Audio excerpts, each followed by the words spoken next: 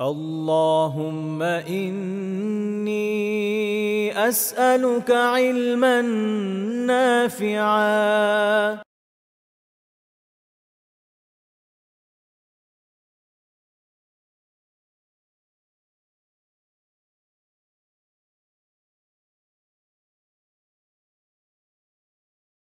إن الحمد لله نحمده ونستعينه ونصلي على رسوله الكريم وعلى آله وصحبه أجمعين ما بعد সবাইকে স্বাগতম জানাচ্ছি আমাদের নিয়মিত আয়োজনে। আজকে আমরা কবিরা গুনার ক্লাস নেব ইনশাআল্লাহ তাআলা, যেহেতু গত শুক্রবার ক্লাসটা নিতে পারিনি।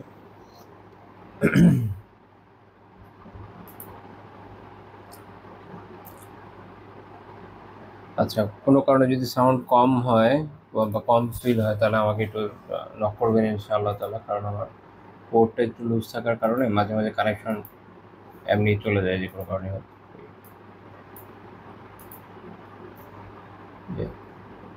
তো আমরা আমাদের আলোচনা শুরু করতে পারি ইনশাআল্লাহ তাআলা। আমরা বিগত দিন কবিরা গুনার যে বিষয়গুলো নিয়ে আলোচনা করেছিলাম, আপনাদের খেয়াল আছে যে আমাদের আলোচ্য বিষয় ছিল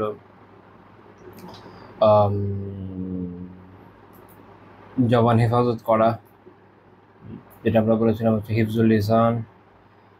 তারপরে হচ্ছে জবানের যে আপদগুলো আছে সেগুলো নিয়ে আমরা আলহামদুলিল্লাহ আলোচনা করেছি। এটা একটা অধ্যায় ছিল, শেখ রাহিমাহুল্লাহ তাআলা একটা অধ্যায় করেছিলেন, বাবুত তাহযীর মিন শাররিল লিসান। সেই অধ্যায়ে এবং তার সাথে সম্পৃক্ত আরো বেশ কিছু রিওয়ায়াত মিলে আমরা আলোচনার চেষ্টা করেছি আলহামদুলিল্লাহ। আজকে আমরা যাব তার পরবর্তী যে অধ্যায়, সেই অধ্যায়ে পরের অধ্যায়টা হচ্ছে এটার সাথে রিলেটেড, যেটা আমরা বলেছিলাম যে পরে যে আলোচনা আসবে সবই কম বেশি জবান সম্পৃক্ত বিভিন্ন বিষয় হবে। তো পরের অধ্যায়টা হচ্ছে মা জাআ ফি কাসরাতিল কালাম। এটা এই অধ্যায়ের মূল ইস্যু হচ্ছে যে অধিক পরিমাণ কথার বিষয়ে যা এসেছে তা, অর্থাৎ বেশি বেশি কথা বলার বিষয়ে যে সকল বর্ণনা এসেছে সেগুলো নিয়ে আলোচনা হবে। কারণ বেশি কথা একটা তো হচ্ছে যে কখনো মাকরু পর্যায়ে থাকে, আবার কখনো হারাম পর্যায়ে চলে যায়, তাই না? কখনো মানুষ এমন ধরনের কথা বলে যেটা আমরা এর আগে বিভিন্ন রিওয়ায়াত থেকেও দেখে এসেছি যে যেটা হারাম পর্যায়ে চলে যায়। এবং মানুষ যখন অনেক কথা বলে তখন তার আসলে কখনো খেয়ে থাকে না যে সে কখন কি বলছে। সে হয়তো হালালের মধ্যে আর থাকছে না, সে তখন হারামে চলে যায়, ফলে গুনার মধ্যেও লিপ্ত হয়ে যায়। বেশি কথা যে বলে তার হিসাব থাকে না কখন কতগুলো কথা বলছে। কিন্তু যখন আপনি কথা অল্প বলবেন, আপনি জানেন আপনি কখন কোথায় কি বলেছেন, ফলে আপনার একটি হিসাবও থাকবে এবং আপনি বুঝতেও পারবেন যে ভালো বললেন না খারাপই বললেন। এবং দেখবেন যে শুধু এটুকু একটু প্র্যাকটিস করে দেখেন ইনশাআল্লাহ তাআলা, মানুষের সাথে একটু কম কথা বলার অভ্যাস করে, তাহলে দেখবেন কোনো জায়গায় যদি উল্টাপাল্টা কিছু বলেনও আপনার এটা মাথায় ঘুরবে যে মনে হয় ওখানে আমি একটা কথাটা ঠিক বলিনি, হয়তো ভুলই বলেছি। অন্যদিকে যে সারাদিন অনেক অনেক কথা বলে, তো এগুলো কিছুই খেয়াল থাকে না কখন কি কোথায় বলেছে, ফলে সে বিভিন্নভাবে পদস্খলিত হয়। এই বিষয়ে আমরা কিছু আলোচনা আগেও করে এসেছি। যেমন আমাদের দেশে হিসাবে যদি চিন্তা করেন যে যারা নেতারা আছেন, সাধারণ মানুষের কতটুকু কথা বলে, এরা এর থেকে অনেক বেশি কথা বলে। সারাদিন বিভিন্ন জায়গায় সমাবেশে বক্তৃতা দিতেই থাকে, কি বলে না বলে নিজেও জানে না। তো যখন এমন কোনো কিছু বলে ফেলে যেটা পরে একটা ব্লান্ডার করে ফেলে, হ্যাঁ, বিভিন্ন জায়গায় দেখবেন পত্রিকায় হয়তো লেখালেখি হচ্ছে, সোশ্যাল মিডিয়াতে একটা ব্যাকলাশ হয়ে যাচ্ছে, তখন তার খেয়াল হয় সেটা তো একটা ভুল কথা বলে ফেলেছি। তখন কোনোভাবে ড্যামেজ কন্ট্রোলের চেষ্টা করে, সর্বাত্মক চেষ্টা করে যেন ক্ষমা টমা চাইতে না হয়। শেষ পর্যায়ে হয়তো তখন দেখা যায় কিছু করার নেই, তখন একটু চেষ্টা করে ক্ষমা চাইতে। এগুলো যে খুব আন্তরিক ক্ষমা হয় এরকমও না, মান বাঁচানো আর কি। তো মূল সমস্যা হচ্ছে এটা, কাসরাতুল কালাম, অনেক বেশি কথা বলা। তো শেখ রাহিমাহুল্লাহ তাআলা এই বিষয়ে প্রথম একটা আয়াত উল্লেখ করেছেন, সূরা ইনফিতারের 10 থেকে 12 নম্বর আয়াত। আল্লাহ তাআলা কি বলছেন? ওয়া ইন্না আলাইকুম লাহাফিজিন, যে নিশ্চয়ই তোমাদের জন্য রয়েছে যারা সংরক্ষণকারী, কিরামান কাতিবিন ইয়ালামুনা মা তাফআলুন, দুইজন সম্মানিত লেখক, তোমরা যা করো, ইয়ালামুনা মা তাফআলুন, তোমরা যা করো তা তারা জানে। তো তারা ওগুলো সংরক্ষণ করে যাচ্ছে। এই যে দুইজন ফেরেশতাকে নিয়োগ দেওয়া হয়েছে, তাদের দায়িত্ব হচ্ছে যে আমরা কখন কি করি সেগুলোকে লিপিবদ্ধ করা, যা যা করি সবই লিপিবদ্ধ করা। শেখ আব্দুর রহমান বিন নাসির সাদি রহিমাহুল্লাহ তাআলা তাইসিরুল কারীমের রহমান ওনার যে তাফসীর সাদি নামে প্রসিদ্ধ, তো ওখানে উনি এর ব্যাখ্যায় বলছেন ওয়া আনতুম লা বুদ্দা আন তুহাসাবু আলা মা আমিলতুম ওয়া ক্বাদ আকামা আল্লাহু আলাইকুম মালাইকাতান কিরামান ইয়াকতুবুনা আকওয়ালাকুম ওয়া আফআলাকুম ওয়া ইয়ালামুনা আফআলাকুম ওয়া দাখালা ফি হাযা আফআলুল কুলুব ওয়া আফআলুল জাওয়ারিহ। তিনি বলছেন যে কাজে তোমাদের জন্য এটা আবশ্যক হচ্ছে কি জিনিস, যে তোমরা তোমাদের নিজেদের হিসাব নেবে যে তোমরা কি আমল করছো, এটা নিজেদের হিসাব নিজেরা নেবে। কেননা আল্লাহ তাআলা তোমাদের জন্য ফেরেশতা নিযুক্ত করেছেন, সম্মানিত ফেরেশতা, যারা লিখেন তোমাদের আকওয়াল এবং আফআল, তোমরা যা বলো এবং যা করো, দুটা বিষয়। ফেরেশতারা দুটো বিষয় লিপিবদ্ধ করছেন। কি করছেন? যা বলছি আমরা তাও লিপিবদ্ধ করছেন, যা করছি তাও লিপিবদ্ধ করছেন। যেমন এই মুহূর্তে আমি বলছি, আপনারা শুনছেন, লিপিবদ্ধ হচ্ছে, আপনাদেরটা হচ্ছে, আমারটা হচ্ছে। এই অবস্থায় আমরা অন্যান্য কাজও হয়তো করতে পারি, সেটাও লিপিবদ্ধ হবে। এবং তারা জানেন যে আমরা কি করি, এটা আল্লাহ তাআলা তাদেরকে ইখতিয়ার দিয়েছেন, তারা জানেন এবং সেই অনুযায়ী লিপিবদ্ধ করা হয়, অন্তরের আমলগুলো এর মধ্যে চলে আসে। তিনি বলছেন ওয়া দাখালা ফি হাযা আফআলুল কুলুবি ওয়া আফআলুল জাওয়ারিহ। দুই ধরনের ক্রিয়া হয় মানুষের, একটা হচ্ছে আত্মিক ক্রিয়া, আর এটা হচ্ছে অঙ্গের মাধ্যমে আমরা যে ক্রিয়া করি। তাহলে আত্মিক যে কর্মগুলো রয়েছে সেগুলো, আত্মিক যে আমলগুলো রয়েছে সেগুলো লিপিবদ্ধ করেন। এটা যদি না করতেন তাহলে আমরা মনে মনে নেক নিয়ত করার যে সওয়াব, এটা পাবো কীভাবে? ওটা তো লেখা হচ্ছে যে সে একটা নেক নিয়ত করেছে এই কাজে, দেখা গেল করতে পারলাম না, চেষ্টা করলাম কিন্তু হলো না কোনোভাবে, তো এটার জন্য আমাদের জন্য সওয়াব আছে। বিপরীত ক্রমে কেউ একটা পাপের নিয়ত করলো, তারপর দেখা গেল সে আল্লাহ তাআলার ভয় করলো না, এই জন্য তো সওয়াবের নিয়ত এই জন্য তো সওয়াব হয়ে গেল। তো এই বিষয়গুলোকে তারা লিপিবদ্ধ করছেন। তো এই জন্য আমাদের অন্তরের যে আমলগুলো, এগুলো তারা লিপিবদ্ধ করেন, এবং বাহ্যিকভাবে আমাদের যে অঙ্গ প্রত্যঙ্গের আমল সেগুলোকে তারা লিপিবদ্ধ করে থাকেন।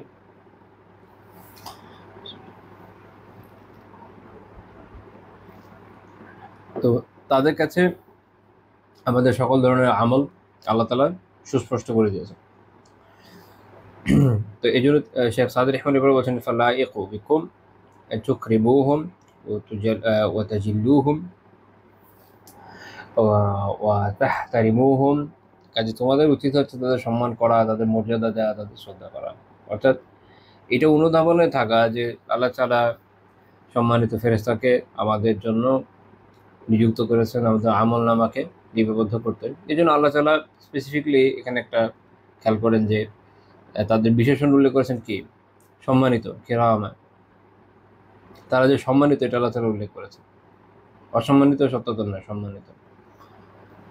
তো এক তো আল্লাহ তাআলার ভয়ে আমরা, আমাদের জন্য করণীয় হচ্ছে আল্লাহ তাআলার ভয়ে বিভিন্ন পাপ থেকে বিরত থাকা। মনে রাখতে হবে যে সাথে যে সম্মানিত ফেরেশতারা রয়েছেন তাদেরও সম্মানের দাবি হচ্ছে কি?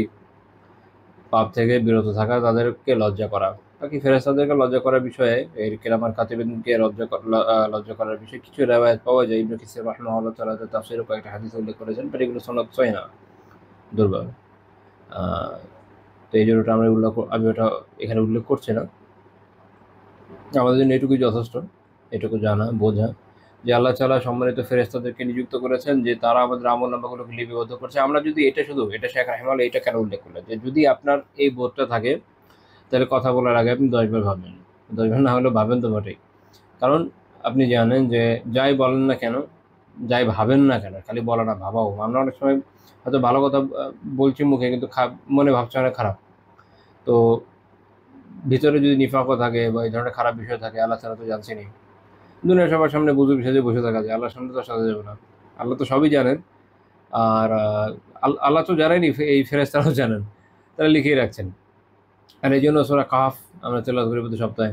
এটার মধ্যে অনেক রিমাইন্ডার আছে, এমনি তার প্রতি সপ্তাহে বারবার পড়তে বলা হয় নাই। তো সূরা কাহফে 49 নম্বর আয়াত দেখেন, আল্লাহ তাআলা কি বলছেন যে ওয়াউলিয়াল কিতাবু, আর আমল নামা রাখা হবে। ফাতারাল মুজরিমিনা মুশফিকিনা মিম্মা ফিহি। তখন এই যে যারা অপরাধী, যারা মুজরিম, এখন মুজরিম মানে কি, যাদের অপরাধ রয়েছে সবাই মুজরিম। বুঝেন আমাদের কি অবস্থা। তো এরা আল্লাহ তাআলা বলছেন ফাতারা, কাজে আপনি তখন দেখবেন, আল্লাহ রাসূল সাল্লাল্লাহু আলাইহি ওয়াসাল্লামের উদ্দেশ্য, বাট সবাই কম বেশি তখন দেখবে যে ফাতারাল মুজরিমিনা মুশফিকিনা মিম্মা ফিহি, অপরাধীকে আপনি দেখবেন যে তারা এতে যা রয়েছে, এই যে আমল নামা যখন দেওয়া হবে এর মধ্যে কি আছে এটা দেখে ভীত সন্তুষ্ট হয়ে যাবে। ওয়াকুলুন, তখন তারা বলবে, কি বলবে, ইয়া ওয়াইলাতানা, হায় আমাদের ধ্বংস, অথবা আমাদের দুর্ভোগ, যে কোনো ভাবে অনুবাদ করা যায়। মা লিহাযাল কিতাব, এই কেমন কিতাব, আর যে কি হলো এই কিতাবের, বাংলাতে আসলে এটা পারফেক্টলি আসে যে এ কেমন কিতাব, লা ইউগাদিরু সগীরাতান ওয়ালা কাবীরা, এইটাতে না ছোট কিছু বাদ গেছে আর না বড় কিছু, না ছোট কিছু বাদ গেছে না বড় কিছু, সূক্ষ্ম থেকে নিয়ে বড় সড়ো সব আসছে, যেটা আমরা ভাবিও নাই, ইল্লা আহসাহা, তাও তা সংরক্ষণ করেছে, তা গণনা করে রেখেছে। আমরা হয়তো ভাবিও নাই যে এইটাও কোনো কাজ হতে পারে, এটাও লেখা হবে, এটাও হতে পারে, আমরা গিয়ে দেখবো যে ওইটাও আমাদের আমল নামায় উপস্থিত, ছোট হোক সগীরাতান ওয়ালা কাবীরা, ছোট হোক বড় হোক সব, ইল্লা আহসাহা, সব ওখানে সংরক্ষণ করা হচ্ছে, সব ওখানে লিপিবদ্ধ থাকছে, হিসাব করে রাখা হচ্ছে গুনে গুনে। ও আল্লাহ তাআলা বলছেন এরপরে কি, ওয়াজাদু মা আমিলু হাদিরা, আর তারা যা করেছে তা ওখানে উপস্থিত পাবে, সামনে পাবে যে এই করেছো, সবকিছু হিসাব চলে আসছে। এবং এই কাজ, এক্ষেত্রে আল্লাহ তাআলা কোনো কি করবেন না, জুলুম করবে না, কোনো বাড়াবাড়ি নাই, কোনো কিছু বাড়িয়ে দেখানো হবে না যে তুমি করো নাই, দেখানো হচ্ছে না তুমি করেছো না, এমন না। ওয়ালা ইয়াযলিমু রাব্বুকা আহাদা, আর আপনার রব কারো প্রতি জুলুম করেনি না আমাদের রব কারো প্রতি জুলুম, যা আমরা এখানে করবো ওগুলো আমাদের নিজেদের কাজ ওখানে চলে আসবে। তো দেখেন এই হচ্ছে আমল নামা, যেখানে খুঁটিনাটি সব আছে, সব উঠে যাচ্ছে। যখন আমরা এটা বুঝবো তখন আমরা কথা বলার ক্ষেত্রে সতর্ক হব, ইয়াজ বিন মুআবিয়া রাহিমাহুল্লাহ তাআলা বসরার কাজী ছিলেন। ওনার একটা বক্তব্য ইমাম ইবনে জওজি রাহিমাহুল্লাহ সিফাতুস সাফওয়াতে উল্লেখ করেছেন, যিনি বলছেন যে তার নিজের ত্রুটি সম্পর্কে জানার সাথে হামক। তখন তাকে জিজ্ঞেস করা হলো যে আপনার ত্রুটি কি, তিনি বললেন যে আমার ত্রুটি আমি বেশি কথা বলি। অন্য এক বর্ণনায় আছে যে ওনাকে জিজ্ঞেস করা হলো যে আপনার একটা ত্রুটি আছে, আপনি বেশি কথা বলেন, ওটা আছে হিলাতুল আউলিয়াতে। তো তিনি বললেন, এখন আমি যে কথা বলি ভালো বলি না খারাপ বলি, মানে নেকি কথা বলি না খারাপ কথা বলি, না ভালোর কথা বলি। তিনি বলছেন যে তাহলে ঠিক আছে, কারণ ভালোর কথা আমি যত বেশি বলবো এটা খায়ের যত বাড়বে তত ভালো, ঠিক আছে।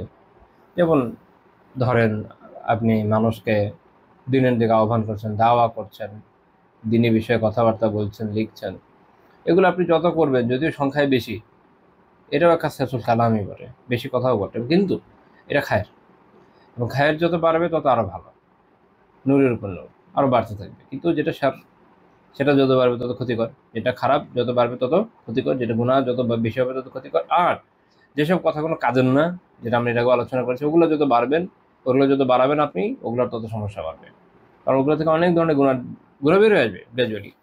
আবার দিনী কথার ক্ষেত্রে সতর্কতা থাকা দরকার, আমরা আগে আলোচনা করেছি। কারণ হতে পারে যে ইমাম গাজ্জালী রাহিমাহুল্লাহ আলোচনা করেছি, খেয়াল আছে আশা করি আপনাদের, যে ওর ভিতরেও মানুষের মধ্যে কখনো রিয়া ঢুকে যায়, ফলে সেখানে অনেক সময় কি থাকে, ত্রুটি চলে আসে। এই জন্য নিজের কথাবার্তা আমলকে সতর্কতার সাথে পরখ করে করে আগাতে হবে। কারণ যাই করেন না কেন, কিয়ামতের দিন এগুলো সামনে চলে আসবে। তো এই জন্য নিজের হিসাব নিজে রাখাই ভালো। যেন শেখ সাদি রাহিমাহুল্লাহ তাআলা সূরা ইনফিতারের এই তাফসীরে কি বলছেন, ওয়া আনতুম লা বুদ্দা আন তুহাসাবু আলা মা আমিলতুম, যে তোমার উচিত কি, যে তুমি যাই করো না কেন তুমি এটা হিসাব রাখবে, নিজের কাজের হিসাব নিজে রাখো, কারণ আমলনামা তো প্রকাশ হবেই, তখন বের হয়ে যাবে। তো এই চিন্তাটা যদি মাথায় থাকে তাহলে দেখবেন কথা এমনি কমে আসবে, খুব বেশি কথা আমরা চাইলেও বলতে পারবো না। এরপর শেখ রাহিমাহুল্লাহ তাআলা হাদিস উল্লেখ করেছেন, মুগিরা বিন শুবা রাদিয়াল্লাহু তাআলা আনহুর বর্ণনা, এবং এটা খুব চমৎকার একটা হাদিস, এটা তো অনেক শিক্ষার উপকরণ রয়েছে। হাদিস আসলে বেশ কিছু কিতাবে আছে। তো শেখ রাহিমাহুল্লাহ তাআলা ইমাম বুখারী এবং মুসলিমের উদ্ধৃতিতে উল্লেখ করেছেন, সহিহ বুখারী 2458 হাদিস। যে নবী সাল্লাল্লাহু আলাইহি ওয়াসাল্লাম বলেছেন, ইন্নাল্লাহ হারামা আলাইকুম, যে নিশ্চয় আল্লাহ তাআলা তোমাদের উপর হারাম করেছেন। কি কি হারাম করেছেন? উকুকাল উম্মাহাত, মায়ের অবাধ্যতা। আমি এগুলো ব্যাখ্যা করবো না।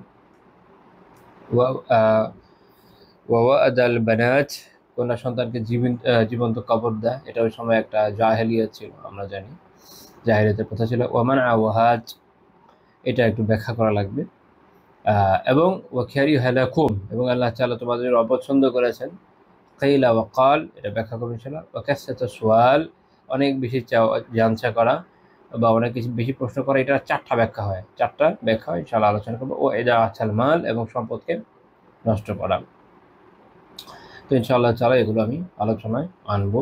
তো এখানে যদি অপছন্দের কথা আছে, কিন্তু মনে রাখতে হবে এখানে অপছন্দের জিনিসগুলো হারাম পর্যায়েও যায়। বিশেষ করে ইজাআতুল মাল, বা সম্পদ নষ্ট করা, বিনষ্ট করা, এটা ইসলাম একটা হারাম কাজ, এটা শুধুমাত্র হিসাবে না। কিন্তু মানে এখানে যদিও বলা হয়েছে কি ওয়াখিয়ারি হালাকুম, এবং তিনি তোমাদের জন্য অপছন্দ করেছেন, তো এইখানে ফিকহি হুকুম উদ্দেশ্য নয়, শরঈ বিধান উদ্দেশ্যটা, মানে আল্লাহ তাআলা অপছন্দ করেছেন এই। এবার আল্লাহ তাআলার অপছন্দনীয়তা কখনো শরঈ বিধানের ক্ষেত্রে সাধারণ মাকরুহ হিসাবে আসে, কখনো সরাসরি হারাম হিসাবে আসে। তো ইজাআতুল মাল এটা হারাম হিসাবে, এটা খেয়াল রাখতে হবে। আচ্ছা, তো আমরা একটু ব্যাখ্যার দিকে যাই। তো প্রথমেই আল্লাহ রাসূল কি বলেন, ইন্নাল্লাহ হারামা আলাইকুম উকুকাল উম্মাহাত। আমরা একটার সাথে অনেকগুলো বিষয় শিখে যাবো ইনশাআল্লাহ তাআলা। তো আল্লাহ তাআলা তোমাদের জন্য হারাম করেছেন কি? মায়ের অবাধ্যতা। মায়ের অবাধ্যতা। মুল্লা আলী খান রাহিমাহুল্লাহ বলছেন যে এর মানে হচ্ছে এটা, যে এমন কোনো কিছু করা যেটা দিয়ে পিতা মাতার কোনো একজন কষ্ট পায়। এখন সেটা কোনটা খারাপ কিনা, জিনিসটা আসলে খারাপ কিনা, এটা বোঝার উপায় হচ্ছে, এটা বোঝা যাবে ওরফান, বা প্রথাগতভাবে বুঝতে হবে।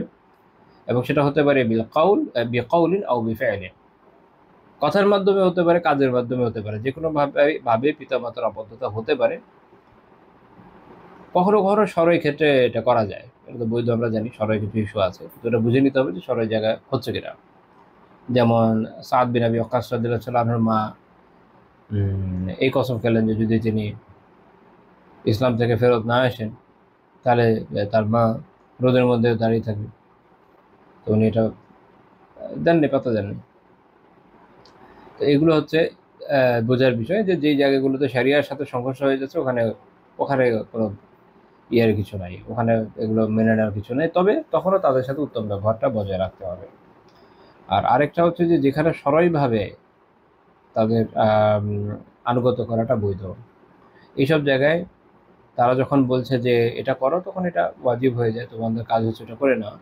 আল্লাহ তাআলার সন্তুষ্টির জন্য সে করবে। কখনো কখনো আমাদের খারাপও লাগে যে হ্যাঁ, বাবা মা এটা বলছে, এটা আমি পছন্দ করি না, বাট কী যায় আসে, আমি তো আল্লাহ তাআলার সন্তুষ্টির জন্যই করবো। আল্লাহ তাআলার সন্তুষ্টির জন্য যখন আমরা কাজ করি, সবকে আর ভালো লাগতে হয়? ভালো লাগা জিনিস দিয়ে কি আর সবসময় সওয়াব হবে? শীতের সময় উঠে ফজরের সময় সালাত আদায় করতে কার মানে কয়জন লোকের খুব বেশি আরাম লাগে বলেন? প্রত্যেকেরই তো কষ্ট হয়, কিন্তু এই যে কষ্টের জন্যই তো সওয়াব, তাই না? তো সবসময় ভালো লাগতে হবে এটা জরুরি না। যেমন আমরা আল্লাহ তাআলার মেহেরবানিতে আলহামদুলিল্লাহ অনেকে লিবাসিভাবে অনেকটা দিনের যে অভিরুচি, সে অনুযায়ী চলার চেষ্টা করি। তো অনেক ক্ষেত্রে দেখতে তো সবাইকে আর ভালো লাগে না, তাই? সেই জায়গায় অন্যরা তো অনেকভাবেই চলাফেরা করে, হ্যাঁ? হেয়ার ড্রেসারের কাছে যায় সো অন। তো আমরা তো আলহামদুলিল্লাহ ওগুলো বর্জন করছি। তো দেখতে তো নিশ্চয়ই খুবই আধুনিক যে স্ট্যান্ডার্ড, সেই স্ট্যান্ডার্ড অনুযায়ী ভালো লাগে। বাট আমাদের নিজেদের খুব ভালোই লাগে, খারাপ লাগে না, আলহামদুলিল্লাহ। তো এটা হচ্ছে কি, যে আমি মানুষের সাধারণ স্ট্যান্ডার্ড অনুযায়ী বললাম।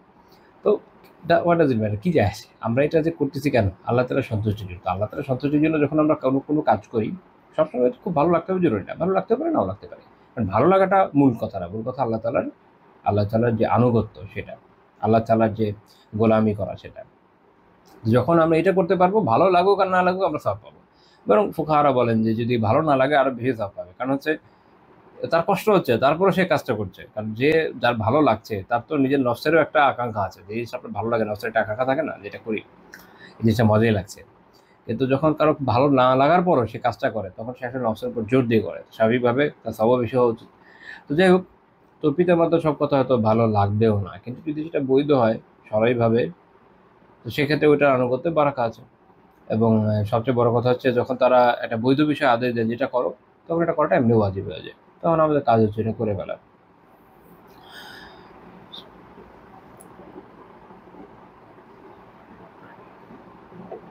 আমরা এমন অনেক সময় দেখি যে যারা আলহামদুলিল্লাহ দিন প্র্যাকটিস করেন তাদের মধ্যেও এরকম প্রবণতা দেখা যায় যে সাধারণ মুবাহ বিষয়, কোনো ফরজ ওয়াজিব বিষয় না। বাবা মা ফরজেও বাধা দেয় না, ওয়াজিবেও বাধা দেয় না। হয়তো কোনো নফল আমলের ব্যাপারে বলে যেটা করো না এখন, তো করবে না, শেষ, করবে না। পিতামাতা বলছে এখন করবে না, এখন এটা ওয়াজিব, আর আপনি করতে যাচ্ছেন নফল। ওয়াজিব নফলের উপর মোকদ্দম হয়, ওয়াজিব নফলের উপর প্রাধান্য পায়।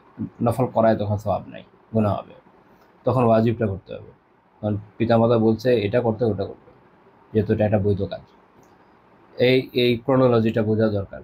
আমাদের একটা স্ট্রাকচার আছে ইসলামে, সোসাইটির ভিতরে একটা স্ট্রাকচার দেওয়া আছে কার কার আনুগত্য করতে হবে।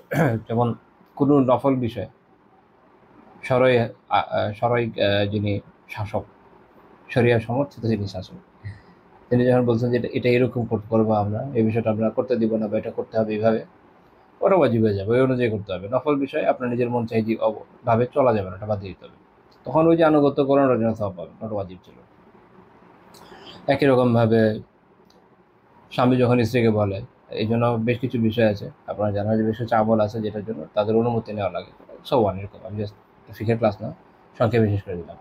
মূল কথা হচ্ছে যে যখন কোনো বিষয়ে কোনো আমলের থেকে সুপিরিয়র কিছু এসে হাজির হয়, তখন ওইটার আনুগত্য করতে হয়। তুলনামূলক ইনফিরিয়র আমল ইউজুয়ালি ওটা তখন আর করা যায় না, ওটা কখনো কখনো স্কোপ আছে, ওটা ব্যতিক্রম। তো মূল কথা এটা মাথায় রাখতে হবে। আমাদের অনেক ভাই বোনরা অনেক সময় দেখা যায় যে এসে অনেক সময় প্রশ্ন করেন যে বাবা মা এটা করতে দেন, ওটা করতে দেন না, তো করবেন না, ওটাতেই বরকত হবে, কী সমস্যা? যদি ওই জিনিসটা ফরজ ওয়াজিব হয় তাহলে পাতা দেওয়ার দরকার নাই, তারা যা মুছে তাই বলুক, আপনারা ওর উপর একদম অটল থাকবে। কিন্তু যখন দেখা যাচ্ছে নফল বিষয়, মুবাহ বিষয়, না করলেও মানে কোনো গুনাহ নাই, ছেড়ে দিলে, তো সেক্ষেত্রে ওইটা ছেড়ে দিয়ে পিতামাতার আনুগত্য করবে, তার জন্য ইনশাআল্লাহ সওয়াব পাবেন, এটা ওয়াজিব আমল হয়ে গেল। আচ্ছা, এটা মাথায় রাখেন, তাহলে দেখবেন যে পারিবারিক অনেক সমস্যা কমে যাবে ইনশাআল্লাহ।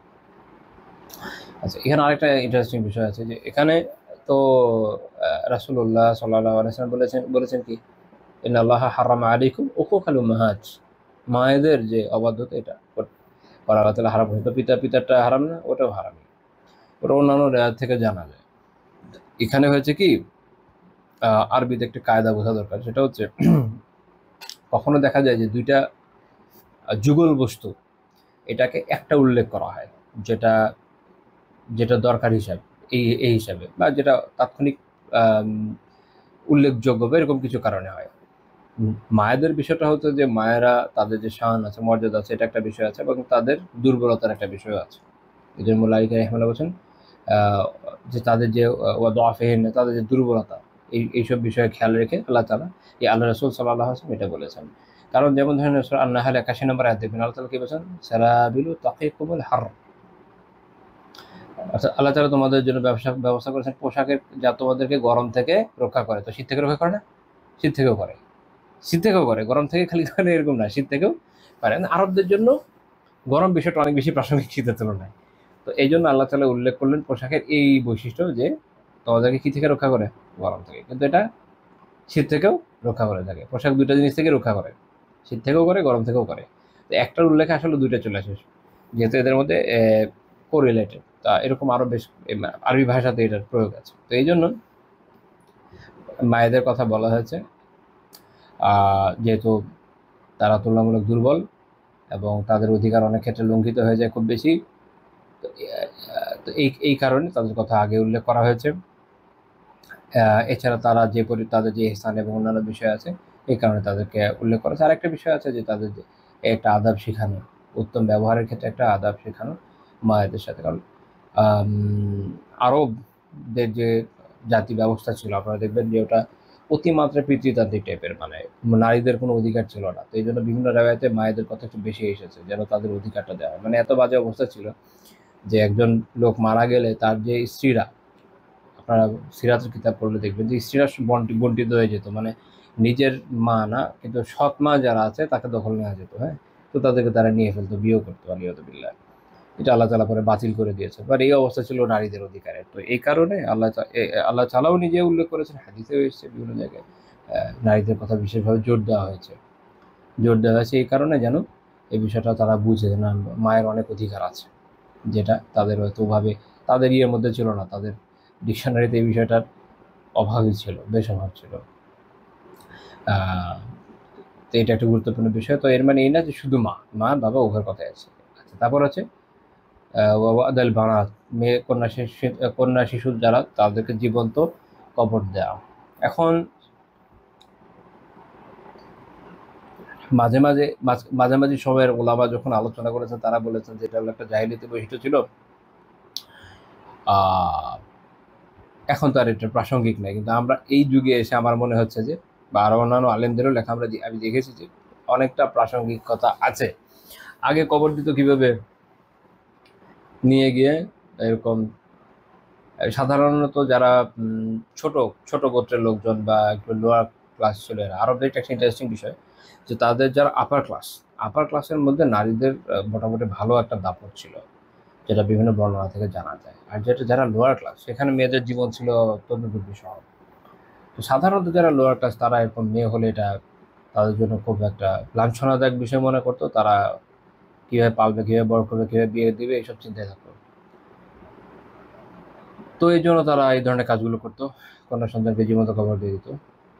তো এখনকার সময়ে এসে আমরা এটা দেখি অনেক সময় অনেক জায়গায়, বিশেষ করে সাবকন্টিনেন্টে তো আছে, ইন্ডিয়াতে আছে, অন্য জায়গায় আছে, আমাদের দেশে যে না এটা করার কোনো উপায় নেই। সেটা হচ্ছে যে যখন দেখা যাচ্ছে যে একটা মেয়ে শিশু হয়েছে, অনেক সময় অ্যাবর্শন করে ফেলে। আবার আরেকটা তো এখন শুধু কন্যা না, কন্যা পুত্র সব ক্ষেত্রেই হয়তো কোনো হারাম সম্পর্কের কারণে হয়ে গেছে, সেই সন্তানকে হত্যা করে ফেলছে। তারপরে আরেকটা আছে যেটা সরাসরি হত্যা না, যদি কোনোভাবে ইউএসজির মধ্যে জানা যায় যে একটা মেয়ে হবে, আগে থেকে জানতে পারে, অনেক সময় মাকে যে নিউট্রিশন দেওয়ার কথা এটা দেয় না, এভাবে তাকে কষ্ট দেয়। হয়তো সন্তান জন্মের পরে সেভাবে যে নারিশমেন্ট পাওয়ার কথা সেটা না পাওয়ার কারণে ধীরে ধীরে মারাও যায়। এরকম বিভিন্নভাবেই তাদেরকে হত্যা করা হয়ে থাকে। এটাও তো এক ধরনের হত্যাই, তাই না? তো এই এই এই জাহিলিয়াত একদম দূর হয়ে যায় নাই, বরং অন্য রূপে এসছে। কারণ জাহিলিয়াত এক রূপে বিদায় নিলে আরেক রূপে আসে। আমাদের সমাজ এখন আরেক রূপে এসে আল্লাহ তাআলা আমাদেরকে বিষয়টা বোঝার তৌফিক দেন, আমরা যেন এ থেকে বেঁচে আসি, এ থেকে বেঁচে ফিরি, এ থেকে আল্লাহ আমাদের হেফাজত করেন। সন্তান অনেক বড় নিয়ামত আল্লাহর তরফ থেকে, জান না এসে বুঝে। আর সন্তান ছেলে হোক মেয়ে হোক আল্লাহ তাআলারই দান, এটা আমাদের কোনো হাত নাই। আর আল্লাহ তাআলা যাকে পাঠিয়েছেন তার রিজিক দিয়েই পাঠিয়েছেন, তার তাকদীর লিখেই পাঠিয়েছেন। ওটা নিয়ে আমাদের আসলে পেরেশান হওয়ার কিছু নাই। আমাদের এখানে আসলে কিছু গুরুত্বপূর্ণ ডিউটি আছে। আমাদের সমাজের মধ্যে জাহেলিয়াতের একটা চিন্তা আছে, সেটা হলো তারা সন্তানকে বাবা মা নিজেদের সম্পত্তি মনে করে।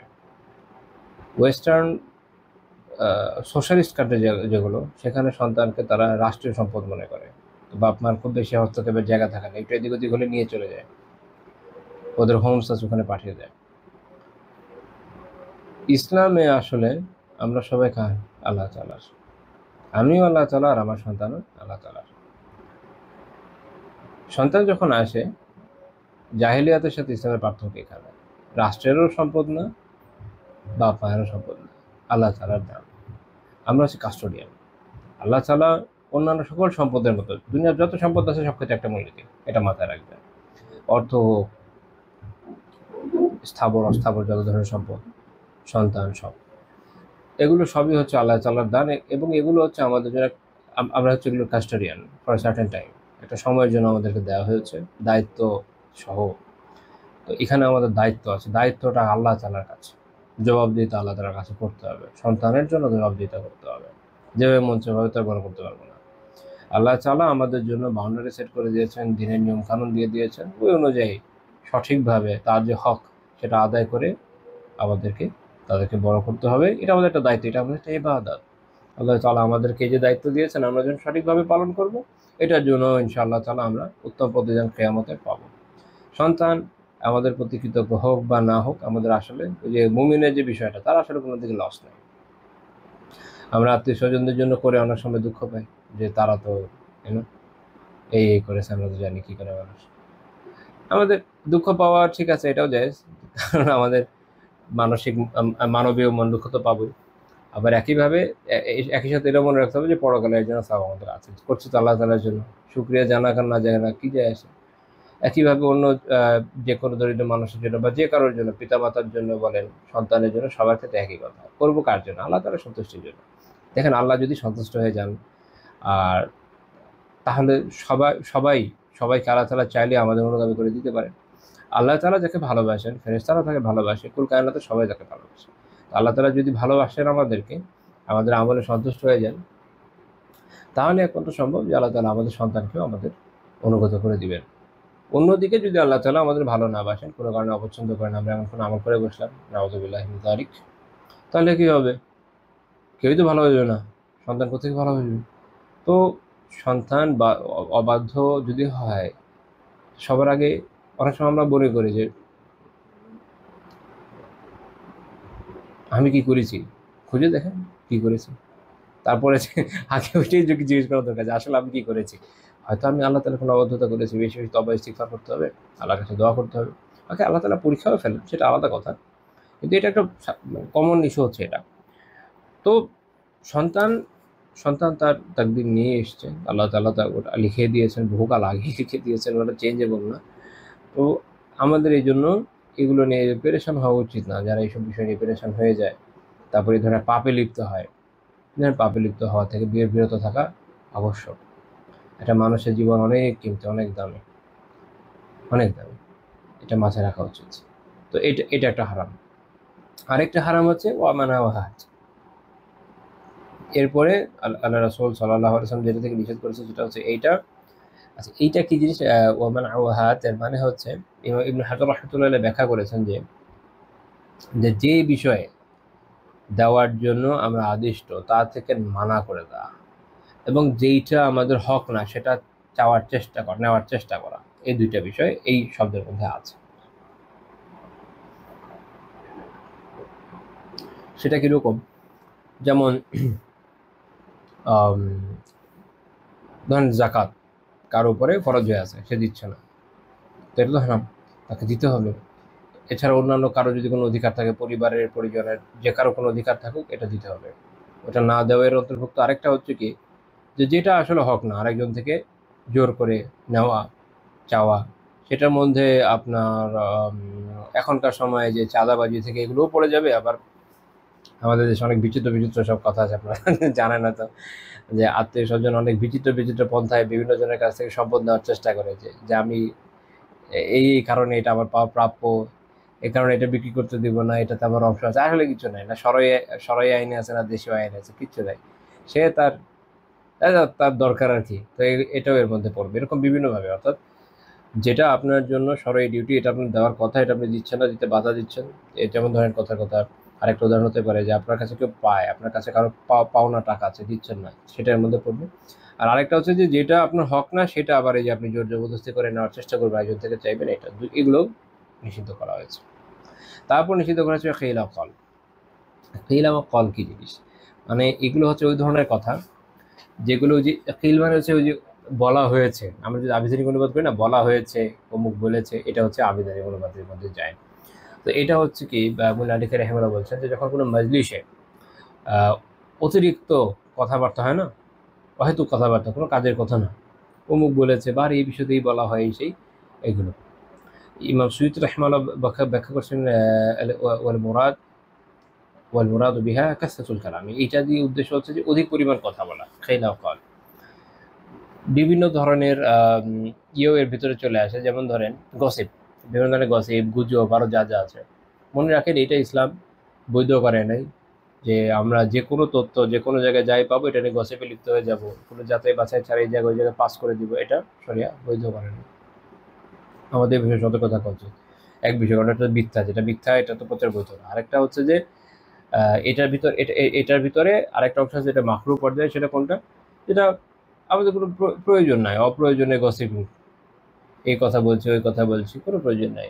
দুনিয়ারও কোনো খায়াল নাই, আখিরাতের কোনো খায়াল নাই, টাইম পাস করছি, কথার পর কথা বলেই যাচ্ছি, এটা খেলা কালের মধ্যে পড়ে। হ্যাঁ, তো অর্থাৎ যত ধরনের কথা আছে, ফুজুল কথাবার্তা, অহেতুক কথাবার্তা, এটাও দুইটা অংশ হতে পারে। একটা হচ্ছে কি হারাম হতে পারে, যেটা মাত্র একটু আগে বললাম, আরেকটা হচ্ছে কি মাকরুহ হতে পারে, যেটাও বলে দিয়েছি। এই দুই ধরনের কথা, এর নিচে যাবে না। মানে এমন না যে খুব বৈধ, খুব সওয়াবের কাজ হবে, হয়তো কথাবার্তা, কিন্তু সওয়াবের কিছু নাই। তো তো এইটা থেকেও আল্লাহ তাআলা এটা আমাদের জন্য অপছন্দ করেছেন। আল্লাহ তাআলা যা আমাদের জন্য অপছন্দ করেছেন তা কি ভালো হতে পারে? তা তো ভালো হতে পারে না। তো ওই থেকে আমাদের বিরত থাকা কি দরকার? অনেক দরকার। খুবই জরুরি বিষয়। আচ্ছা, এরপরে কোন জিনিস নিষেধ করেছেন? ওয়া কাসরাতু সুআল, অধিক পরিমাণ সোয়াল করা। আচ্ছা, সোয়াল এমন একটা আরবি শব্দ, এটা দিয়ে দুইটা জিনিস বোঝায়। একটা হচ্ছে যে জানসা করা, কারো হচ্ছে কোনো কিছু চাওয়া, এটা হচ্ছে প্রশ্ন করা, দুইটাই। তো এই জন্য এই এই এই অংশটা নিয়ে মুহাদ্দিসরা যখন আলোচনা করেছেন তারা অনেকগুলো মত দিয়েছেন। কম বেশি ৪টা আমরা পেয়ে যাই, ৪টা ব্যাখ্যা। এক হচ্ছে এই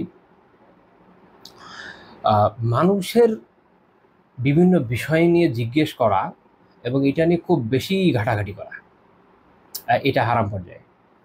যেমন অমুক কি করেছে, এই অমুকের কি হয়েছে, ও কিছু জানিস? তারপর তার ফ্যামিলির ভিতরে ঢোকা, তার এই বিষয়ে আলোচনা করা, তারপর ওই বিষয়ে আলোচনা করা, তার ১৪ গোষ্ঠীর খোঁজখবর নিয়ে আসা, ওটা নিয়ে এরপর তারপর তো আমরা জানি কি হয়, গসিপ হয়ে এবারে বলে ওরে বলে, কয়েকদিন পরে ওই যে একটা গল্প আছে, শুনেছেন কিনা, ঝাঁকে ঝাঁকে কাক বের হচ্ছে, অবস্থা হয়ে যাবে।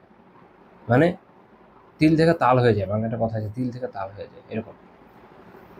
তো এটা তো একদমই নাজায়েজ পর্যায়ের বিষয়, যে মানুষের বিষয়ে অযাচিত হস্তক্ষেপ, তার থেকে এভাবে একজনের তথ্য জানার অযাচিত চেষ্টা, যেটা গীবত পর্যায়ে যায়। আচ্ছা, আরেকটা হচ্ছে কি, আরেকটা হচ্ছে মানুষের কাছ থেকে তাদের সম্পদকে চাওয়া বেশি বেশি পরিমাণে। একটা হচ্ছে মানুষের প্রয়োজন আছে, চাইতে পারে, এটা আলাদা কথা, কিন্তু অতিমাত্রায় চাওয়া, যেটা প্রয়োজন বহির্ভূত, যেটা আপনার প্রয়োজনের মধ্যে পড়ছে না, সেটা এই এই এই মাসালার মধ্যে সেটা চলে আসছে, যে সেটা আল্লাহ তাআলা পছন্দ করেন না।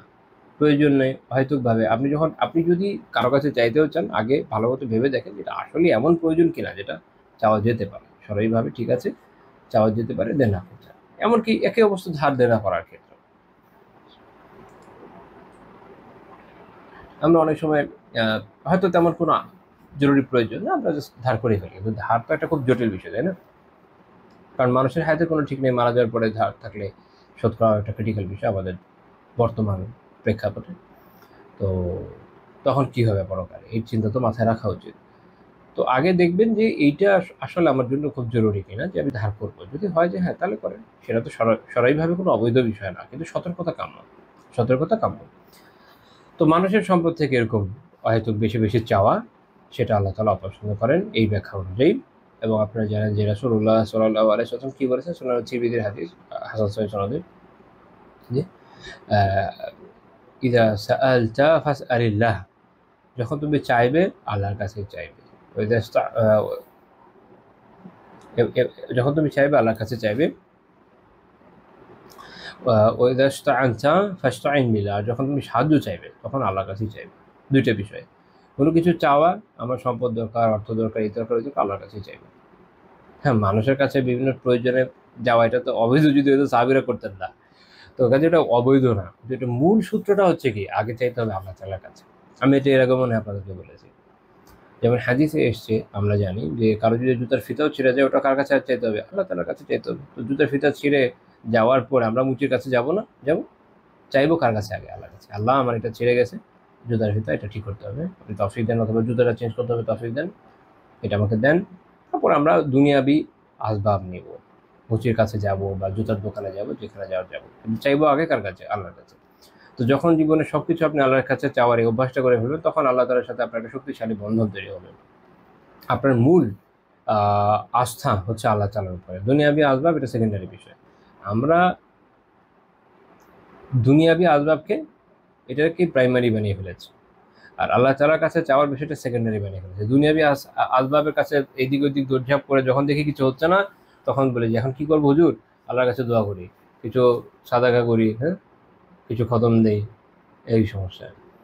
আগে প্রথমে যেতে হবে আল্লাহ তাআলার কাছে, ছোট থেকে ছোট বিষয়, বড় থেকে বড় বিষয়, সবার আগে আল্লাহর কাছে চাইবো। আল্লাহর কাছে চাওয়ার পরে তারপর দুনিয়াবি আসবাব গ্রহণ করবো, তাহলে বারাকা হবে। তাহলে দেখবেন যেটা চাচ্ছেন ইনশাআল্লাহ পেয়ে যাবেন, আশা করা যায়। তো এই একটা বিষয়। তাহলে আমরা কয়টা ব্যাখ্যা দেখলাম? 2টা ব্যাখ্যা দেখলাম। 3 নম্বর ব্যাখ্যা হচ্ছে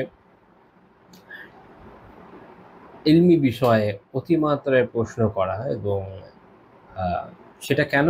সেটা হচ্ছে দেখা যাচ্ছে যে হয়তো নিজের যোগ্যতা বহিঃপ্রকাশের জন্য, ঝগড়াঝাটি করার জন্য, এরকম।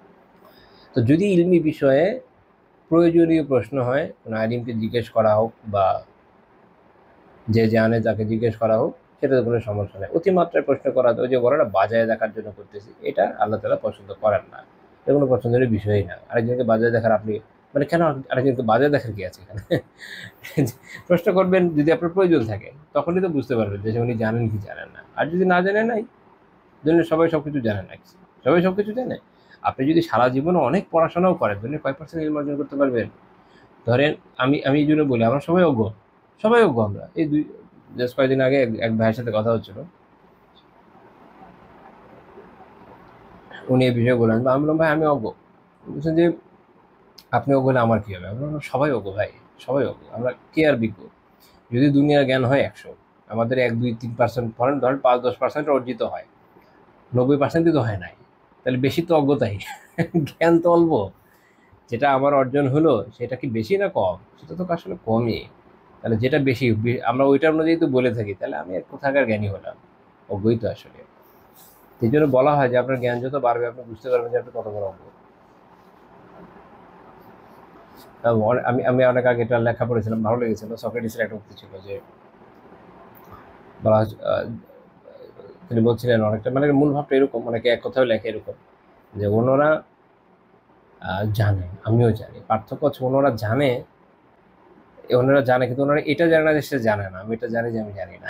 এটা হচ্ছে আমার ক্রেডিটের জায়গা। তো এই জন্য আপনার জ্ঞান যত বাড়বে আপনি গ্র্যাজুয়ালি বুঝবেন যে আসলে আপনার অজ্ঞতাই বেশি। তো কাজেই এইটা নিয়ে আসলে কিসের অহংকারের তো কোনো জায়গা আছে? নাই, কোনো দিক দিয়ে নেই। ইলম নিয়ে প্রশ্ন করা এটা ইটসেলফ একটা খুব ভালো কাজ, এটা একটা ইলম অর্জনের একটা পদ্ধতি। সেক্ষেত্রে আরেকজনকে ছোট করার কোনো প্রয়াস থাকা যাবে না। সেটা হতে হবে শুধুমাত্র খালিসভাবে যে আমি আল্লাহ তাআলার সন্তুষ্টির জন্য চাই জিনিসটা জানতে। জিজ্ঞেস করব, হ্যাঁ, নাও জানতে পারে, দুনিয়ার সবাই সব কিছু জানে না, না জেনে নেই, শেষ, তাই না? এটা নিয়ে ঝগড়াঝাটির কিছু নাই। যখন কেউ ওটা করবে তখন একটা পর্যন্ত হারামের দিকে চলে যেতে পারে, হয়তো কারো অধিকার লঙ্ঘন করে ফেললো, অনেক কিছু হতে পারে। 4 নম্বর ব্যাখ্যা হচ্ছে যে রাসূলুল্লাহ সাল্লাল্লাহু আলাইহি ওয়াসাল্লাম অনেক বেশি প্রশ্ন করে। এটা এখন আর নাই, কারণ ওই সময় শরিয়া তখন যেহেতু কোরআন নাজিল হচ্ছিল, কোনো প্রশ্নের কারণে কোনো একটা হালাল হারাম হয়ে যেতে পারতো, এরকম সিচুয়েশন ছিল। এই জন্য অতিমাত্রায় প্রশ্ন করা আল্লাহ রাসূলকে নিষেধ করে দেওয়া হয়েছিল। আল্লাহ তাআলা বলছেন লা তাসআলু আন আশিয়াআ ইন তুবদা লাকুম তাসউকুম। তুমি এমন বিষয় নিয়ে তোমরা প্রশ্ন করো না, যদি এটা প্রকাশ পায় তাহলে তোমাদের কষ্ট হয়ে যাবে। সূরা মাইদা 101 নম্বরে আছে। আচ্ছা, এবং সবশেষে হচ্ছে আল্লাহ তাআলা এটা কি অপছন্দ করেছেন? ওই যে বলেছেন ইযা আকাল মাল, সম্পদ নষ্ট করা। এর মানে হচ্ছে আসলে সম্পদ ব্যয় করা। ইযা আকাল মাল মানে অনুবাদ করতে গিয়ে সাধারণত লেখা হয় নষ্ট করা, আমি ওভাবে বলে দিয়েছি, বাট অ্যাকচুয়ালি এটার আবিধানিকভাবে আমরা বলতে পারি এটা হচ্ছে ইনফাকুহু, এটা ব্যয় করা। কিন্তু কোন জায়গায়? ফি গায়রি তাআতিল্লাহ, আল্লাহ তাআলার আনুগত্য ছাড়া অন্য জায়গায়। আল্লাহ তাআলার আনুগত্যমূলক জায়গায় আপনি 2 হাতে ব্যয় করেন, কোনো সমস্যা নেই। ওটায় কোনো সমস্যা নয়। সমস্যা হচ্ছে যখন আল্লাহ তাআলার যে আনুগত্যের বাইরে গিয়ে আপনি যখন ব্যয় করবেন। আল্লাহ তাআলা আপনাকে অনেক সম্পদ দিয়েছেন। এটা দিয়ে আপনি মুসলিমদের কল্যাণে বিশাল বিশাল কার্যক্রম চালালেন। যতই করেন না কেন ততই ভালো। আর ওইটার বাদ দিয়ে আপনি ধরেন কথায় একটা গেমিং কোম্পানি বানায় দিলেন টাকা খরচ করে, ওইটাও ভালো না। ওটা হচ্ছে নষ্ট করা। আর আরেকটা হচ্ছে এর সাথে আরেকটা জিনিস যোগ হয়, সেটা হচ্ছে অপচয়। বিভিন্ন ক্ষেত্রে মানুষ অপচয় করে, সেটাও এর মধ্যে পড়বে। এটা খুবই গুরুত্বপূর্ণ হাদিস। যদি এই হাদিসের যে শিক্ষাগুলো আছে এর উপর আমরা আমল করতে পারি, দেখবেন যে জীবনে অনেক কিছুই গুণগত পরিবর্তন আপনি দেখতে পাবেন। পিতামাতার অবাধ্যতা থেকে বাঁচা, আর কন্যা সন্তানকে জীবন্ত কবর দেওয়াটা এইভাবে হয়তো সবার সাথে অত প্রাসঙ্গিক না, কিন্তু এখানে একটা গুরুত্বপূর্ণ শিক্ষা আছে। সেটা কি জানেন? সেটা হচ্ছে আল্লাহ তাআলার তাকদীরের প্রতি সন্তোষ। যে তাকদীরের সন্তুষ্টি জ্ঞাপন করে, আল্লাহ তাআলা যতটুকু রিজিক দিয়েছেন তাতে এতে তার প্রশান্তি থাকে এবং সে এতে সবর করে, তো তখন সে এই ধরনের কাজ করবে না। তো আল্লাহ তাআলা নির্ধারিত তাকদীরের প্রতি সন্তোষ, আল্লাহ তাআলার প্রতি সন্তোষ, রিজিকের যা পাওয়া হয়েছে এটার ব্যাপারে আল্লাহ তাআলার প্রতি সন্তোষ, এটাতে সবর করা, পরীক্ষাতে সবর করে, সবগুলো এই একটা বিষয়ের মধ্যে আসলে আছে, এটা কোরিলেটেড। কাজে এই হিসাবে এটা আমাদের সবার সাথে প্রাসঙ্গিক। একইভাবে আরেকটা হচ্ছে কি, কাউকে তার প্রাপ্য দিতে বাধা না দেওয়া এবং অন্যায়ভাবে কারো কাছে কোনো কিছু না নেওয়া। আর অনর্থক বাক্য ব্যয়, খেলা কল, অনর্থক কথাবার্তা বলা, হয়তো গসিপিং থেকে বিরত থাকা, তারপর হচ্ছে অতিমাত্রায় প্রশ্ন করা, সেটা 4টা ধরন, এবং সম্পদকে অপচয় করা, আল্লাহ তাআলার আনুগত্য ছাড়া অন্য জায়গায় ব্যয় করা, এই কয়টা কাজ থেকে যদি আমরা বাঁচি, দেখবেন যে জীবনে অনেক কিছু আসলে কিন্তু চেঞ্জ হয়ে যাচ্ছে। আল্লাহ তাআলার মেহনতে অনেক কিছু ঠিক হয়ে যাবে ইনশাআল্লাহ। তারপর আমরা ২ নম্বর হাদিসে যাই। শেখ রাহিমাহুল্লাহ তাআলা ২ নম্বর যে হাদিস উল্লেখ করেছেন সেটা সুনান তিরমিজির হাদিস, ২০১৮ নম্বর হাদিস, জাবের রাদিয়াল্লাহু তাআলা আনহু বর্ণনা। রাসূলুল্লাহ সাল্লাল্লাহু আলাইহি ওয়াসাল্লাম বলেছেন যে, ইন্না মিন আহাব্বিকুম ইলাইয়া ওয়া আখরাবিকুম মিন্নি মাজলিসাই ইয়াউমাল কিয়ামাহ আহাসিনাকুম আখলাকা। নিশ্চয়ই কিয়ামতের দিন তোমাদের মধ্যে আমার সবচেয়ে প্রিয় এবং আমার সবচেয়ে নিকটবর্তী হচ্ছে তারা যাদের আখলাক সবচেয়ে সুন্দর। তাহলে কিয়ামতের দিন রাসূলুল্লাহ সাল্লাল্লাহু আলাইহি সাল্লামের নৈকট্য অর্জনের ওদিন তো তার নৈকট্য সব অত্যন্ত গুরুত্বপূর্ণ বিষয়, তাই না? তো তার নৈকট্য অর্জনের এবং তার খুব প্রিয় ভাজন হতে চাইলে আমাদের কি করতে হবে? আখলাককে সুন্দর করতে হবে। আখলাককে সুন্দর করতে হবে। এটা এমন এক জিনিস যেটার অভাব এখন চতুর্দিকে।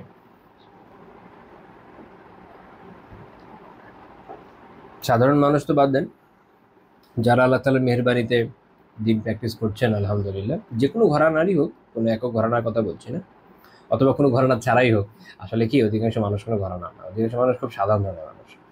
তারা আলহামদুলিল্লাহ আল্লাহ তাআলার মেহনতে দিন পালন করে, কোরআন সুন্নাহ মানার চেষ্টা করে, যারা পালন করে।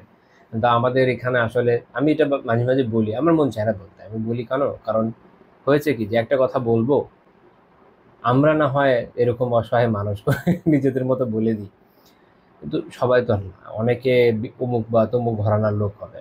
তো তখন মানুষের একটা অদ্ভুত ধরনের স্বভাব আছে নিজের উপর নিয়ে নেওয়া, কেন নেয় আমি জানি না, বাট নিজের উপর নিয়ে নেয়।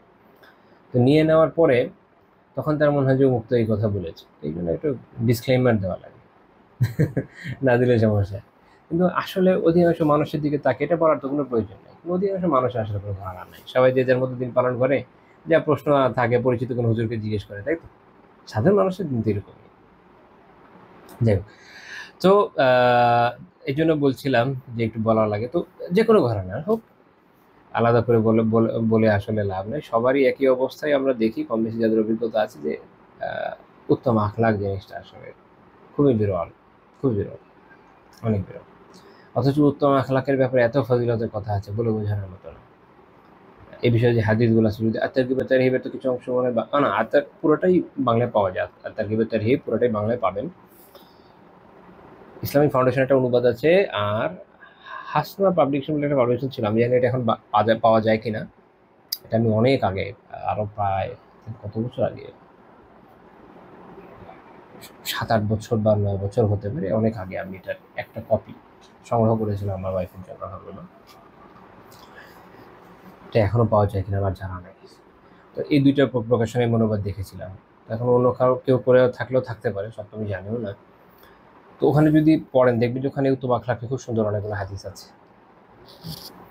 তো অ্যাপের মধ্যেও কোনোটা হাদিস বিলিতে মনে হয় হচ্ছিল, পরে কতটুকু গেছে আমি খেয়াল করিনি। এটা খেয়াল রাখেন যে উত্তম আখলাক অত্যন্ত গুরুত্বপূর্ণ। কিয়ামতের দিন মিজানে সবচেয়ে ভারী জিনিস হবে উত্তম আখলাক, অনেক অনেক। তো এটা খুবই জরুরি, কারণ উত্তম আখলাক এমন একটা বিষয় যে এইটা আসলে না বান্দার হকের সাথে জড়িত। আপনার যখন আখলাক ভালো হবে, আপনি বান্দার হক নষ্ট করবেন না, এটা একটা সেফগার্ড। অন্যদিকে আপনি যতই তাসবিহ তাহলিল করেন, যতই নফল পড়েন, আপনার দেখা গেছে যে আখলাক খারাপ, আপনি বান্দার হক নষ্ট করবেন। ফলে পরকালে ধরা পড়ে যাওয়ার সম্ভাবনা অনেক বেশি হয়ে যায়। কারণ আল্লাহ তাআলা তার নিজের হক তো মাফ করে দিবেন তুলনামূলক সহজে, তার গ্যারান্টি নেই যে করেই দিবেন, তুলনামূলক সহজ। কিন্তু বান্দার হকের যে বিষয়টা, এটা আল্লাহ তাআলা নিজের ইখতিয়ারে মাফ করবেন না, এটা বান্দার হাতে সুপর্দ করা হবে, এটা খুব ক্রিটিক্যাল বিষয়। এই জন্য উত্তম আখলাক অত্যন্ত গুরুত্বপূর্ণ। আপনার যখন আখলাক ভালো, আপনি বান্দার হক নষ্ট করবেন না, তুলনামূলক অনেক কম করবেন, যদি করেন তুলনামূলক অনেক কম করবেন, এটা আপনার একটা সেফগার্ড। উত্তম আখলাকই আপনাকে এইসব বিষয় থেকে বাধা দেবে। আপনি জালেম হওয়ার সম্ভাবনা কমে যাবে। হ্যাঁ, মুসলিম হতে পারেন, মুসলিম হলে দুনিয়াতে কষ্ট ঠিক আছে, আখিরাতে লস নাই, আখিরাতে অনেক লাভ। যাই হোক, তো এই জন্য উত্তম আখলাকের গুরুত্ব অনেক বেশি, কিন্তু আমাদের মধ্যে জিনিসটা কম। এবং অনেকে মনে করে যে এর মধ্যে কুলনেস নাই, কুল হতে গেলে হাস হওয়া লাগে। হাস হওয়া সরাইভাবে হাস, যেটা বৈধ সেরা না, যেটা অবৈধ সেরকম। যে কোনো জায়গায় যে কারোর সাথে রাব বিহেভ করবে, আরও বিভিন্ন ধরনের সমস্যা দেখা যায়। তো আল্লাহ রাসূল সাল্লাল্লাহু আলাইহি ওয়াসাল্লামের প্রিয় ভাজন হতে গেলে, তার নৈকট্য ভাজন হতে গেলে আমাদের কি হতে হবে? উত্তম আখলাকের অধিকারী হতে হবে। আল্লাহ আমাদের হওয়ার তৌফিক দেন। তারপর তিনি বলছেন ওয়া ইন আবগাদাকুম ইলাইয়া ওয়া আবআদাকুম মিন্নি মাজালিসা ইয়াউমাল কিয়ামাহ, আর তোমাদের মধ্যে কিয়ামতের দিন আমার কাছে সবচেয়ে ঘৃণিত হবে যারা, এবং আমার থেকে সবচেয়ে দূরবর্তী হবে যারা, কারা? তিনটা বৈশিষ্ট্যের কথা আল্লাহ রাসূল উল্লেখ করেছেন। আর একটা হচ্ছে সারসারুনা, এই সারসার কি জিনিস? ইমাম তিরমিজি রাহিমাহুল্লাহ বলছেন হুয়াল কাসীরুল কালাম, এটা হচ্ছে অনেক বেশি কথা। তারা যে অনেক বেশি কথা বলে, যে অনেক বেশি কথা বলে, বাচাল, সে কি কিয়ামতে আল্লাহ রাসূল সাল্লাল্লাহু আলাইহি ওয়াসাল্লামের প্রিয়ভাজন হবে? নিকটবর্তী হবে না। কারণ বাচালতার কারণে সে বিভিন্ন গুনাহে লিপ্ত হয়ে যায়। এই জন্য আমাদের এটা সতর্ক হওয়া উচিত কথা বলার ব্যাপারে। বিশেষ করে যাদের আসলে কোনোভাবে নিজেদেরকে থামাতে পারে না, এরকম হাদিস পড়বেন, তাহলে ইনশাআল্লাহ তাআলা আশা করি আপনার ইমানি দাবি হবে এরকম যে নিজেকে থামাতে সক্ষম হয়ে যাবেন। তো প্রথমটাই হচ্ছে সারসারুনা, যারা অনেক বেশি কথা বলে। তারপর হচ্ছে ওয়াল মুতাসাদ্দিকুন। মুতাসাদ্দিকুন কারা? মুতাসাদ্দিক হচ্ছে ইমাম তিরমিজি রাহিমাহুল্লাহ ব্যাখ্যা করেছেন যে সেই ব্যক্তি যে তার কথাবার্তায় অহংকার প্রদর্শন করে বা ধৃষ্টতা দেখায়। আমি একটা শব্দের কয়েকটা অনুবাদ করবো আর কি। এই শব্দটা সবগুলো অর্থই ধারণ করে। যে কথাবার্তায় অহংকার প্রদর্শন করে, ধৃষ্টতা দেখায়, বাড়াবাড়ি করে, অন্যের উপরে কথাবার্তা আছে না, দেখবেন অন্যের উপর প্রভাব বিস্তার করে, তাদেরকে ওয়াইয়াবযু আলাইহিম, তাদের প্রতি কটু ভাষা ব্যবহার করে, আজে বাজে শব্দ প্রয়োগ করে, এই ধরনের লোক। কথাবার্তা অহংকার চুয়ে পড়ছে, মানুষের তাচ্ছিল্য করে, আছে। এগুলো আসলে উদাহরণ দিয়ে বলার দরকার নেই, আপনারা নিজেরাও জানেন, চোখের সামনে এমনি থাকে, বাড়াবাড়ি করে, বিভিন্নভাবে মানুষের উপরে প্রভাব বিস্তার করতে চায়, মনে করছে আমি খুব ক্ষমতাশালী হয়ে যাচ্ছে, দুনিয়াতে কিছুদিন হলেও হতে পারে, পরকালের অবস্থা ভালো হবে না। তো ওর মতো সাহায্য কোন, তাহলে বেশি কথা বলার সমস্যা, আর এই ধরনের স্বভাবও খারাপ। আর আরেকটা হচ্ছে ওয়াল মুতাফাইহিকুন। তো সাহাবীরা জিজ্ঞেস করলেন, ইয়া রাসূলুল্লাহ সাল্লাল্লাহু আলাইহি ওয়াসাল্লাম, আমরা তো সারসারুন যারা, এদেরও চিনি, আল্লাহ মুতাসাদ্দিকুনও বুঝি, কিন্তু মুতাফাইহিকুন মানে কি, তারা কারা? তখন তিনি বলেন, এরা হচ্ছে আল মুতাকাব্বিরুন, হচ্ছে অহংকারী, যারা অহংকারী তারা। তো এটা তো আমরা বুঝি, এটা নিয়ে আমাদের আগে আলোচনা হয়েছে। ইমাম তিরমিজি রাহিমাহুল্লাহ তাআলা এই হাদিসকে হাসান গারীব বলেছেন। তো ইমাম আন-নাওয়াবী রাহিমাহুল্লাহ তাআলা এই হাদিস নিয়ে আলোচনা করেছেন ওনার কিতাব আল আযকারিম, সেখানে তিনি বলছেন, কাজে এইটা কয়েকটা বিষয় উনি বলছেন যে এই বিষয়গুলো, এগুলো এই জন্য অপছন্দনীয়, ওয়া ইউকরাহু, অপছন্দনীয়, মাকরুহ। কি কি আমি জাস্ট অনুবাদ বলি,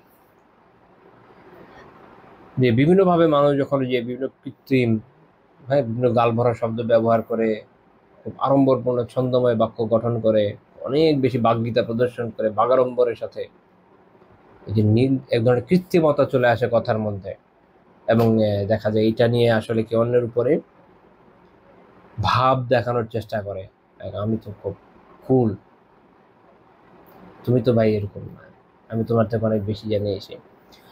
এখন আমি অনেক কথা বলবো না, বাধ্য হয়ে বলবো না, আপনারা এগুলো বুঝেন কিছু কিছু, আলহামদুলিল্লাহ। যাই হোক, আর না বুঝলে নাই। সেটা হচ্ছে যে দেখা গেছে যে ওয়াজের যারা এখন ওয়াজ করেন, বিভিন্ন ক্ষেত্রে বক্তব্য দেন, তাদের মধ্যে এক ধরনের কৃত্রিমতা চলে এসেছে। তারা চিবিয়ে চিবিয়ে এমনভাবে কথা বলেন, এগুলো হাদিসে স্পষ্টভাবে বলা আছে এই বিষয়ে অপছন্দনীয়তার কথা,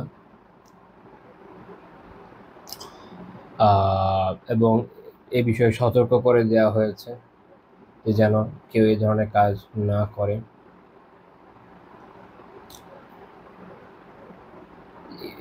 তিরমিজির একটা হাদিসে আছে এই বিষয়ে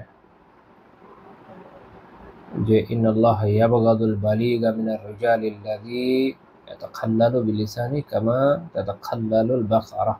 এটা আমি আগামী দিন ইনশাআল্লাহ যদি আমার খেয়াল থাকে আমি আলোচনা আনবো নেক্সট দর্সে। তো এইটার মধ্যে আরেকটা বিষয় আসে, ওই একটু আগে যেটা বললাম, তাশাদ্দুক, কৃত্রিমভাবে জটিল করে কথা বলা। আপনি স্বাভাবিক একটা মানুষ, যেভাবে কথা বলেন এভাবেই কথা বলেন, কোনো প্রয়োজন নেই যে চিবিয়ে চিবিয়ে এমন অদ্ভুতভাবে কথা বলবে যে সাধারণ মানুষ কথা বলে না। উদ্দেশ্য হচ্ছে নিজেকে আলাদা করে দেখানো, মানুষের দৃষ্টি আকর্ষণ করা এবং এটার মাধ্যমে নিজের উপার্জন বাড়ানো, এগুলো এগুলো অপছন্দের বিষয়। ফুকাহারা এগুলো মাকরুহ বলেছে।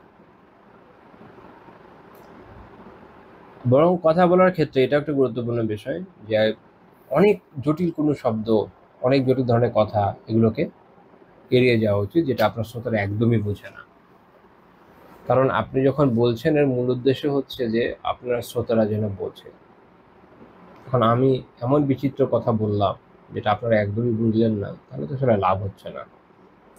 বরং সেটা বলা উচিত যেটা আপনারা বোঝেন, আমার পক্ষে যতটুকু সম্ভব। হতে পারে আমারও অযোগ্যতা থাকবে, আমি আমার এবং আপনার মধ্যে কমিউনিকেশন গ্যাপও হতে পারে, সেটা আলাদা কথা। কিন্তু যখন কারো স্টাইলটাই এরকম হয় তখন এটা খুব সমস্যার বিষয়। মাঝে মাঝে একটা দুইটা ছুটে যাওয়াটা কোনো সমস্যা, এটা যে কারোর হতে পারে। আমি এমন দুই একটা শব্দ জানতে পারি যে হয়তো আপনারা জানেনই না, হতে পারে না, হতেই পারে। এখন আমি বললাম, আমার কাছে খুব কমন, আমার পরিচিত জন যারা, তাদের সাথে যখন বলি আমরা সবাই বুঝি, কিন্তু কোনো কারণে হয়তো আপনার সাথে আনকমন, তাই বলে ফেলতে পারি, দেখা গেল যে আপনি বললেন না, ব্যাপার না, এটা হতেই পারে, এটা খুব স্বাভাবিক, সবারই হয়। কিন্তু আমার যখন স্টাইলেই এমন হয় যে এটা মানে পুরো কৃত্রিমতায় ভরপুর, শুনলেই বোঝা যায়, তো তখন ফুকাহারা এটা মাকরুহের মধ্যে গণ্য করেছে। এটা খেয়াল রাখতে হবে, যেটা ইমাম নববী রাহিমাহুল্লাহ আল আজকারে উল্লেখ করেছেন একটা আলাদা অধ্যায়। তো এবং সবশেষে তিনি এটা বলেছেন যে কথোপকথনের ক্ষেত্রে এমন ধরনের শব্দ, বিশেষ করে বর্ণনার ক্ষেত্রে, বয়ানের ক্ষেত্রে, এটা এমন ধরনের শব্দ ব্যবহার করা উচিত ইফহামুহু সাহিবুহু ফাহমা জালিয়া, যেন তারা শ্রোতা যারা, তারা খুব স্পষ্টভাবে এটা বুঝতে পারে। এবং তারপর বলেছেন ওয়ালা ইস্তাসকিরুহু, যে তার কাছে যেন এটা ভারী মনে না হয়, খুব কঠিন জিনিস, এটা বুঝি না, এমন না হোক। তো এটা হচ্ছে কথা। তাহলে দেখেন, এই যে একটা বিষয় নিয়ে আলোচনা করলাম, যেটা এই হাদিসে আছে, এবং সেখান থেকে আমরা একটা শিক্ষা পেলাম, ইমাম নববী রাহিমাহুল্লাহ যেটা বের করেছেন, আমার মনে হয় এটা একটা বিষয় যেটা হয়তো আপনারা খেয়াল নাও করে থাকতে পারেন আগে। মানে আপনারা আগে খেয়ালই করেননি, কেউ পড়েননি, কেউ, এটা তো আমি মনে করতে পারি না। আলহামদুলিল্লাহ, আল্লাহ তাআলার মেহেরবানিতে আপনাদের অনেকে আমার থেকে অনেক বেশি পড়াশোনা করেছেন, তো করেই থাকতে পারেন। কিন্তু অনেকে আছে যারা হয়তো আগে দেখেন নাই বা শোনেন নাই। তো এটা আশা করি আমাদের জন্য একটু উপকারী আলোচনা হবে। তো আজকে আমাদের মূল আলোচনা এই পর্যন্ত শেষ করছি। আল্লাহ তাআলা তৌফিক দিলে এই বিষয়ে পরবর্তী আলোচনা আগামীকাল থেকে। আচ্ছা, এই অধ্যায়টা যে অধ্যায়টা শুরু করেছিলাম শেখ রাহিমাহুল্লাহ তাআলার কিতাব থেকে, এই অধ্যায় শেষ আলহামদুলিল্লাহ। আজকে আমি একদিন এই অধ্যায়টা শেষ করে চিন্তা করেছি, আলহামদুলিল্লাহ শেষ। আগামীকাল এই অধ্যায়েরই একটা অংশ, এই যে তাসাদ্দুক, এইটা নিয়ে শেখ রাহিমাহুল্লাহ আরেকটা অধ্যায় তৈরি করেছেন। এটা আলোচনা হবে আগামীকাল ইনশাআল্লাহ, আগামী দিন ইনশাআল্লাহ। এই বিষয়ে যেদিন আমাদের দাস হবে, আশা করি জুমা নেওয়া যাবে। তো এই পর্যন্তই থাকছে। আল্লাহ তাআলা আমাদেরকে এই বিষয়গুলো বোঝার এবং আমলের তৌফিক দান করুন। আল্লাহ তাআলা তৌফিক দান করুন, আমরা যেন আমাদের নিজেদেরকে ইসলামের যে দৃষ্টিভঙ্গি সে অনুযায়ী ঢেলে সাজাতে পারি, ইসলাম যেভাবে চায়। রাসূলুল্লাহ সাল্লাল্লাহু আলাইহি ওয়াসাল্লাম আমাদের জন্য যে ধরনের আদর্শ রেখে গিয়েছেন, আহ, সর্বোপরি যুগ যুগ ধরে মুসলিম উম্মাহ যে আদর্শগুলোকে ধারণ করে আসে তাদের ইলমের পরম্পরায়, আল্লাহ তাআলা তৌফিক দান করুন, সে অনুযায়ী আমরা যেন নিজেদেরকে ঢেলে সাজাতে পারি এবং এই ধরনের বিভিন্ন ধরনের কবিরা গুনাহ এবং কবিরা গুনার দিকে ধাবিতকারী বিভিন্ন ধরনের কাজ, এগুলো থেকে যেন আমরা নিজেদেরকে বিরত রাখতে পারি। আল্লাহ তাআলা আমাদের তৌফিক দান, আমিন। সুবহানাকাল্লাহুম্মা বিহামদিকা লা ইলাহা ইল্লা আনতা আস্তাগফিরুকা ওয়া আতুবু ইলাইক।